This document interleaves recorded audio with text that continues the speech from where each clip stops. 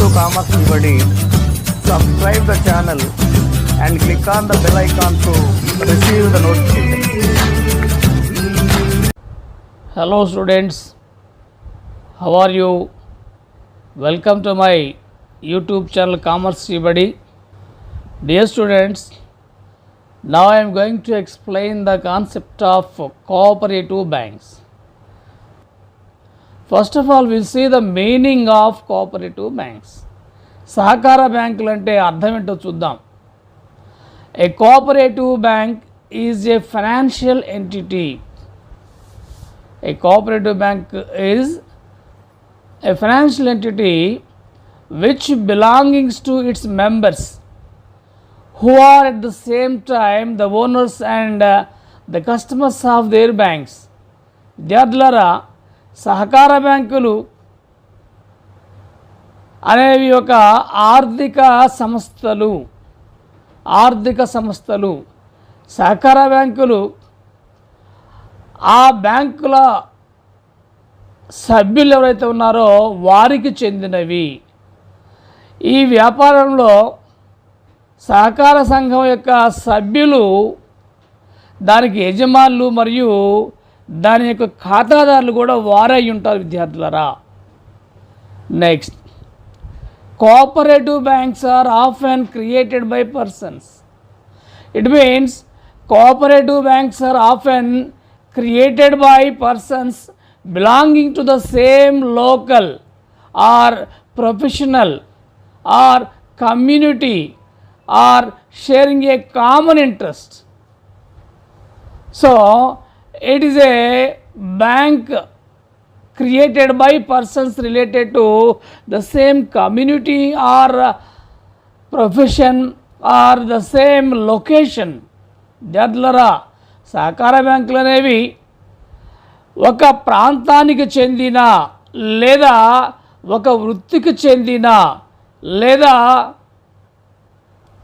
ఒక కమ్యూనిటీకి చెందిన వ్యక్తుల చేత ఏర్పాటు చేయబడే ఆర్థిక సంస్థలు. ఎవరైతే కామన్గా కొన్ని నిర్దిష్టమైన లేదా ఒకే తరహాకు చెందిన లక్ష్యాలు కలిగి ఉన్నారో వారి చేత ఏర్పాటు చేయబడింది సహకార bank. Next, cooperative bank generally provide wide range of banking and financial services. Students, all the cooperative banks generally provide their members with a wide range of banking financial services.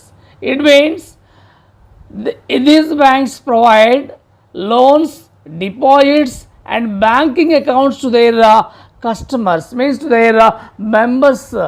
యద్లరా, సహకార బ్యాంకులు ఒక గొప్ప బ్యాంకింగ్ లేదా పెద్ద banking కార్యకలాపాలని ఆయా సంఘాలకు లేదా ఆయా సభ్యులకు అందిస్తుంటాయి విద్యార్థులరా.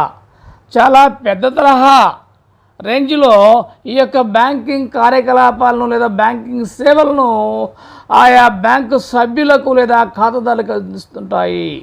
ఉదాహరణకు రుణాలు ఇవ్వడం కానివ్వండి, లేదా డిపాజిట్లు స్వీకరించడం కానివ్వండి, లేదా బ్యాంకింగ్ ఖాతాలను నెలకొల్పడం కానీ సహజంగా ఈ బ్యాంకులు తమ యొక్క ఖాతాదారులకు అందిస్తుంటాయి విద్యార్థులారా. తరువాత, they are registered under the cooperative societies act 1912. Students, these cooperative banks are registered under the Cooperative Societies Act 1912 and governed by the Banking Regulation Act 1949 and Banking Laws Act 1965.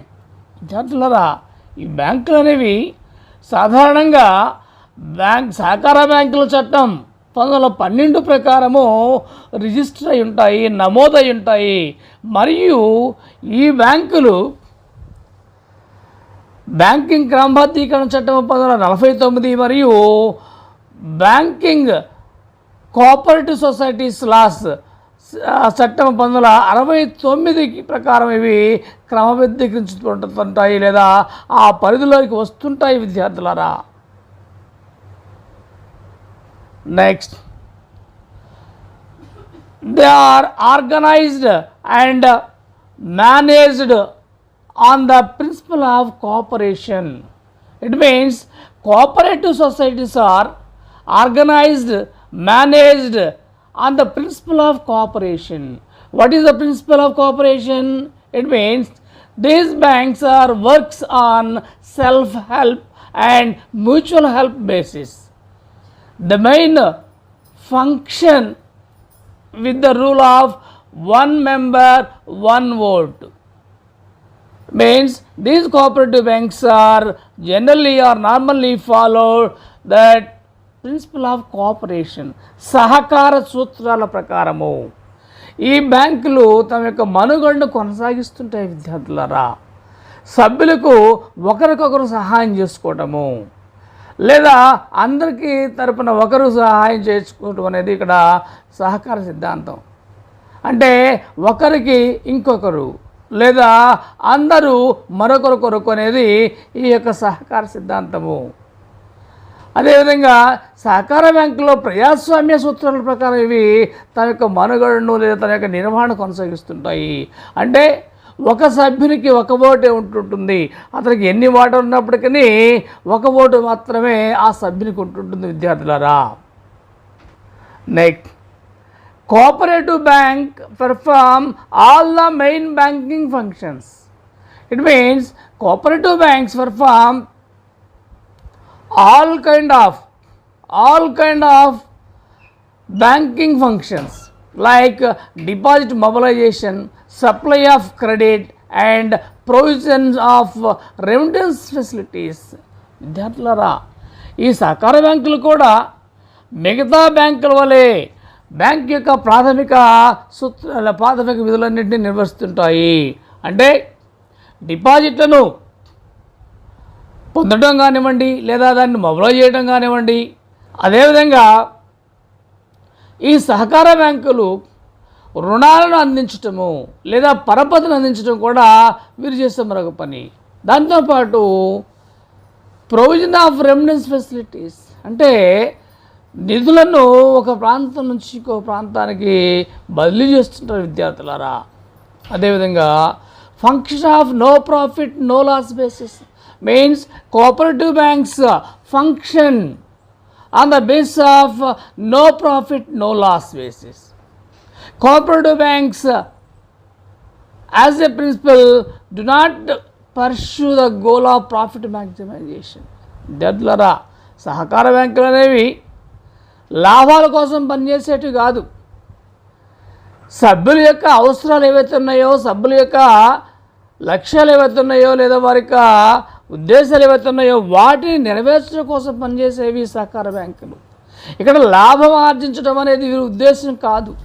అదేవిధంగా లాభాల గరిష్టీకరణ అనేది ఈ సహకార బ్యాంకుల ఉద్దేశం కాదు. విద్యార్థులారా, నిజంగా సభ్యులకు ఏవైతే అవసరం ఉన్నాయో వాటిని నెరవేర్చడమే వీరి యొక్క ముఖ్యమైన విధానము లేదా విధి. Next, cooperative bank provide limited banking products. It means cooperative banks provides limited banking products and functionally specialist in a agriculture related products. Means సహకార బ్యాంకులు అనేవి సహజంగా తక్కువ బ్యాంకింగ్ ఉత్పత్తులతో కొనసాగించబడుతుంటాయి, అందిస్తుంటాయి. మరియు వీటి యొక్క విధానాలు లేదా విధులు కూడా వ్యవసాయ సంబంధమైన ఉత్పత్తులను అందించే దాంట్లో వీళ్ళు ప్రావీణ్యత కలిగి ఉంటారు. విద్యార్థులారా, నిపుణత కలిగి ఉంటారు. ఎందుకంటే వ్యవసాయదారులు సహజంగా ఈ యొక్క బ్యాంకుల్లో ఎక్కువ మంది సభ్యులు ఉంటారు కాబట్టి వారి అవసరాలను తీర్చడం కోసము వారి అవసరాల అనుగుణంగా ఈ వ్యవసాయ ఉత్పాదకాలు ఎక్కువగా వీళ్ళు అందిస్తుంటారు. విద్యార్థులారా, however cooperative banks are providing housing loans also. అయితే సహకార బ్యాంకులు ఎక్కువగా వ్యవసాయ సంబంధమైన ఉత్పత్తులు అందించినప్పటికీ ఈ రోజుల్లో ఖాతాదారుల యొక్క అవసరాల మేరకు ఈ గృహ రుణాలకు గృహాలకు సంబంధించిన రుణాలను కూడా ఈ రోజుల్లో వాళ్ళు అందిస్తున్నారు విద్యార్థులారా. అయితే వీటి శాతము మిగతా వాటితో కంపేర్ చేసుకుంటే చాలా తక్కువ మొత్తంలో ఉంటాయి విద్యార్థులారా. Now will see the structure of cooperative banks in India. భారతదేశంలో ఈ సహకార బ్యాంకుల యొక్క నిర్మాణం ఏ విధంగా ఉందో చూద్దాం విద్యార్థులారా. సహకార బ్యాంకుల యొక్క నిర్మాణం చూద్దాం. Cooperative banking in India is federal in it's structure. విద్యార్థులారా, ఈ భారతదేశంలో సహకార బ్యాంకులు మనం చూసినట్లయితే ఇది ఫెడరల్ వ్యవస్థలాగా ఉంటుంటుంది. అంటే ఒక ప్రాంతంలో ఒక రకమైన బ్యాంకు, మరొక స్టేజ్లో మరొక బ్యాంకు, అది ఇంకా ఆ పైన ఇంకొక bank.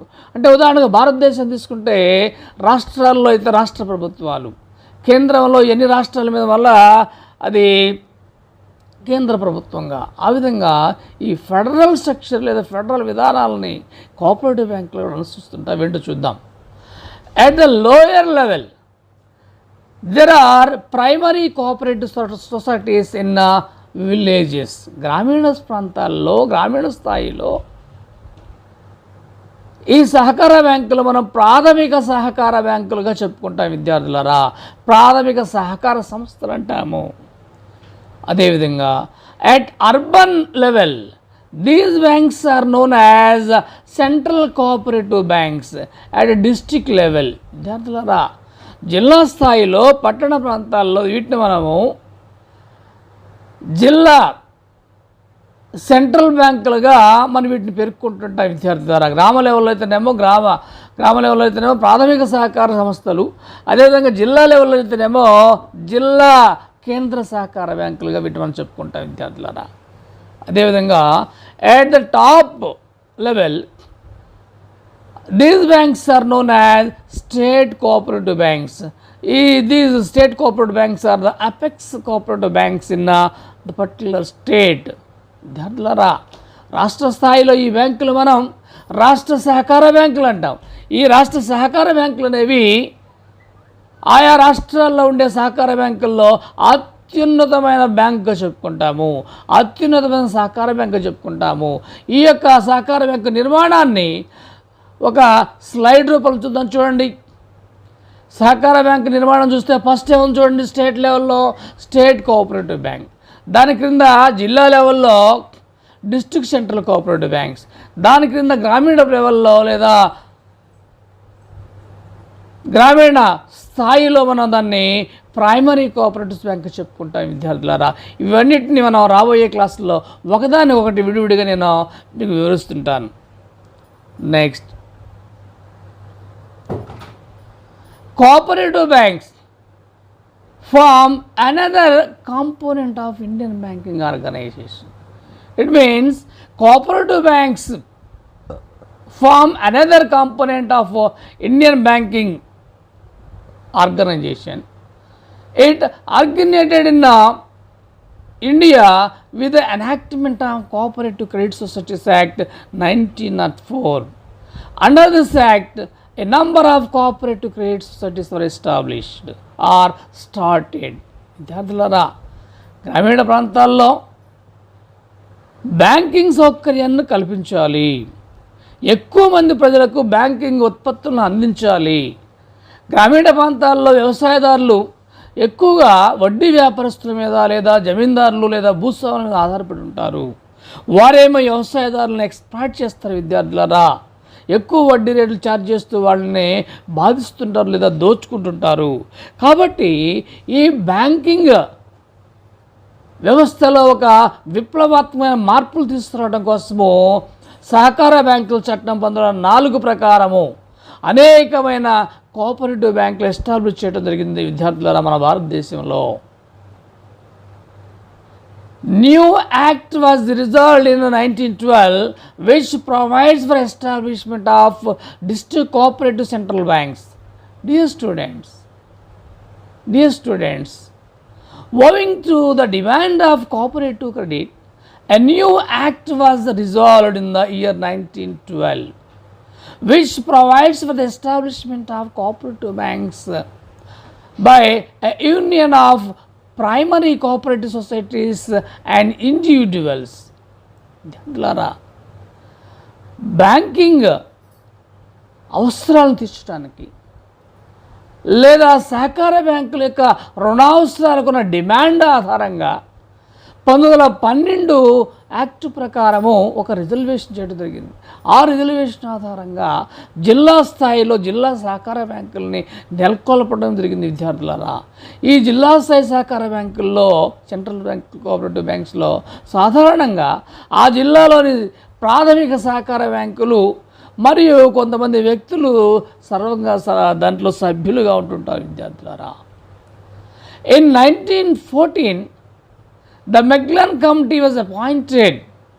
Dear students, in the year 1914, the Maclellan Committee was appointed to examine the cooperative movement and make recommendations regarding improvement of the movement. విద్యార్థులారా, 1914 సంవత్సరంలో మెక్లాన్ కమిటీ అనేది అపాయింట్ చేయబడింది.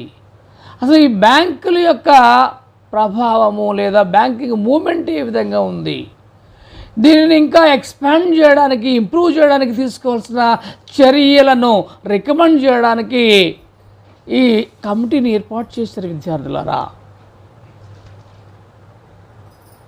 This committee recommended the establishment of state cooperative effects bank after detail investigation.